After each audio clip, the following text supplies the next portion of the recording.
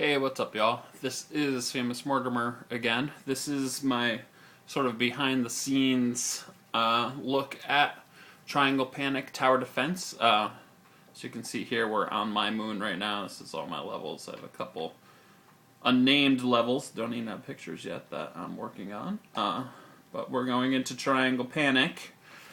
Gonna take a look, try to give a brief overview of how I did the things that I did. If people want a more in-depth look or are making their own levels and have questions on how to do things, I can definitely get more in-depth. This is more sort of, this will look at it quickly. As you can see, this is just the start of the level. This madness up here is actually just my music. Like, here's my drum beat. Yeah, that's not a big deal. I did write 4 songs for this. I'm going to write a 5th at some point during one of the things. Here's where all of the prize bubbles are hidden, which each wave you complete on each level makes the little green part go away, and the prize bubbles fall down here, which is where you end up right before the end. So that is how you get your score. But anyway, we're going to look at this level because I actually have to fix this level a little bit. So, where do we start? I guess we start with the emitting. All of the triangles come out of here. Let me move my controller thing out of the way for a second. All of the triangles come out of here, and this is the little piece that makes it happen. Within here, there's a selector. Each selector goes down to a different row. So like the first one goes to emitter, which sends out 20 triangles that take 5 hits apiece to kill. Second one is 20 triangles that take 10 hits apiece to kill. So on and so forth. The way that they are tallied, or that it switches between them, is it takes a hit from the L2 button to start it. This counter right here actually makes it so the L2 button does nothing while the wave is going, because I didn't want you to be able to do 2 waves at exactly the same time, because you may spawn triangles right on top of each other and it would cause all sorts of problems. You can spawn a wave the second the other one is finished spawning, but you can't do it at exactly the same time, and this little piece of logic down here stops that from happening. But to get this selector to go from each output, to get it from the 5 to 10 to 20 all the way down to down here, the reason there's 2 there is because of the boss, that was a little bit trickier. What I came up with was I put a sensor here, made it this, aqua color, with the label attack. It's not actually attack, but all of the triangles have the tag on here that are this color called attack, for the homing towers. So this counts the triangles. So the first wave sends 20 triangles out. That makes that sensor go off 20 times. That makes this counter fill up 20 times. When it fills up 20 times, it moves it down to the next one, and it resets itself back at 0. So 20 go out, sends this thing off, and then it goes to this. 20 go out, sets this thing off, goes to this. 20 go out, so on and so forth, all the way down to the end, assuming that you live that long. So, once they're out, the triangles themselves have a little bit of logic. They're not actually all that complex. Let me see if I can find one real quick. Okay. The triangles don't have advanced movers. They have basic movers on them. And they're all set to read tags. So when it's reading the blue tag that says right, it goes to the advanced mover that moves it right. And all of these are the same way. Up, down, left, right. There's also a couple other things. This is set to the projectile sensor, so how many times it gets hit. This is the triangle that takes 55 hits to die. Once that gets filled up, it will make it explode with a destroyer, and it will give a score of 10 points, because every triangle killed gives 10 points. When you get hit, I picked the retro mech explosion sound. I like all of the retro sounds quite a bit. And what else? Yeah, that's about it. Well, there's anti-gravity on it because top-down isn't really top-down. Top-down is just side view with a sort of different camera. So you have to make everything anti-gravity because the gravity is still pulling everything this way because of the game. So you have to make everything anti-gravity. Put a gyroscope on it just in case it gets twisted. It will, or spun around, it will set itself back up. So anyway, that is the triangle logic. You'll see here there's two different color tags. The blue tag right is basically telling it to move right.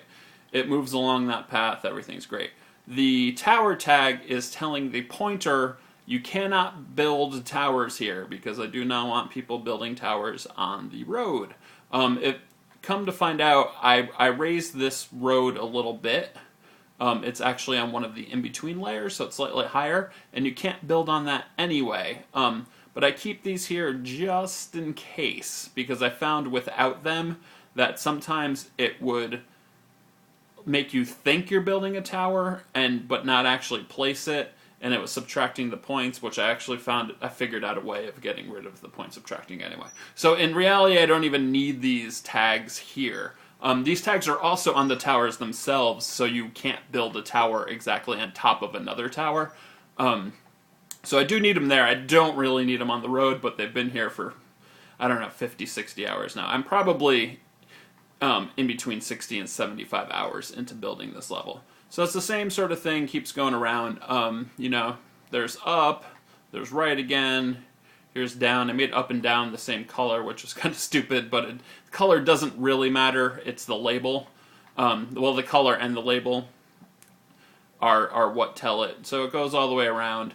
What I've been having trouble with is I've been having guys get stuck over here. So this is what we're going to fix right now. I guess I can get rid of this completely. I got to make sure all these tags are down tags, and they are. I'm not exactly sure why they've been getting stuck over here, so I'm going to turn the grid on. You're seeing update 1.4, by the way. This is exciting stuff. I'm just going to put them right on top of each other. They don't need to be right on top of each other. There can be a little bit of space between them. But since they've been getting stuck over here, I am just going to, for safety's sake, I'm going to hit L2 and just make ghost copies. And just send this sugar all the way down to the end. And that will hopefully fix the pathing problem over there. So, anyway, once the triangle gets to the end, here's the base. If the basic gameplay rule is if 20 triangles hit the base explodes and it sends something to you and kills you. So I have my sensors here. It's actually the same. This is the same sensor as at the beginning. It's the light blue attack because that senses the triangles. When it senses 20 of them in this radius, it sends a signal to it to kill itself. So it actually looks like the base is killing it, but it's actually killing itself. And it sets a ticker off here. Once this hits 20, it blows this up, and it sends a thing to kill you. Now, the thing is, this is the second level, so after the first level, you pop out of here, and you go straight into your thing here. But you also hit a player sensor, which goes to the next level, and sets the spawn location there. So the next time you die, when you spawn over here, because there aren't multiple lives per level. So that's how you get from level to level. It's just wires leading you to the next one. Here is my pointer. The pointer's here, has some logic on it, and so here's the basic thing. Like, here is the sniper tower. Sniper tower is emitted when there's a score sensor, so you have to have at least 400 points to do it, because it costs 400 points. And you have to not be anywhere within the radius of those things. And also, like I said before, towers themselves, when you place them, have those things on them. So as long as the pointer isn't on top of those things, and you have the 400 points, that's the AND command. So that makes this thing happy. It spits the tower out. Same thing, this is for all the rest of the towers. There's a couple other pieces on here, like the advanced mover to move you around, the anti-gravity, because again, this isn't really top-down. This is, the game thinks of it in the same way as it thinks of side-scrolling. A couple tags just for random stuff that I don't even really remember at this point. And that's how you move this around. And I think that is about it. But basically, like, well, the scoring system, I guess I'll get to right here. Each wave you complete makes this dissolved material go away and makes these things pop down. So after you finish the last level, you pop out here. There's a ton of prize bubbles. You just sort of run back and forth. You collect them all. That gives you your full score for the end of the game. I guess that is about it. I could show the towers. The towers are a little complex. Yeah, let me do that real quick. The towers themselves, after they're emitted, I will, let me get the homing tower out. So here's the homing tower. I'll plop that down. All of this blue stuff, the blue circle you see, because it shows the range. This part you do not see. This part is telling it, once this is emitted, it's like, hey, we exist, so please subtract 200 points, because you want, you know, it to cost something, and the points are your currency. There's also the material tweaker to I forgot. Oh, I made it indestructible, so if you bump them into each other over and over again, they don't explode, because sometimes bumping objects together will make them explode for no reason. This has a destroyer on it, because after you hit R2 to place the tower, I wanted, you know, the rangefinder and whatnot to go away, so that destroys all of that. And then there's just once you do that, then it's just the tower itself. And then here is the circuit board for the tower, which is basically, it's like, hey, is it within range? And if it is a yes, you shoot your object. The object itself also has a homing device on it that is set to go after the tags that are on the triangles. A gyroscope so it can't get spun around. I don't even remember what that is.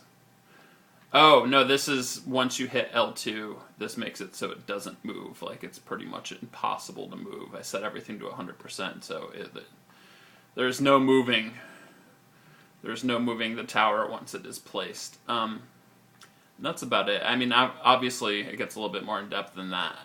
And a lot of it was trial and error, and I can't even explain how I did half of it. If I really went back and looked at it, I would figure it out. So if you have any questions, anything you want more in depth, obviously, watching this, you're not going to be able to build your own tower defense. I didn't get in depth enough, but maybe it gives you ideas on how to do stuff, how to make other things. If you have questions about specific aspects you want to know more about, let me know, and I'll let you know what I know. Also, I would check out lbpcentral.com. They have a ton of guys there that are just absolutely brilliant level designers, and they're brilliant with all these logic tools. And please play my level. It only has 20 plays right now, and I've put like 75 hours into it, which is a little bit disheartening. And I think it's kind of fun, too. If it stunk, I would be okay with that, but I think it's actually kind of fun. So anyway, thank you, enjoy, and peace out.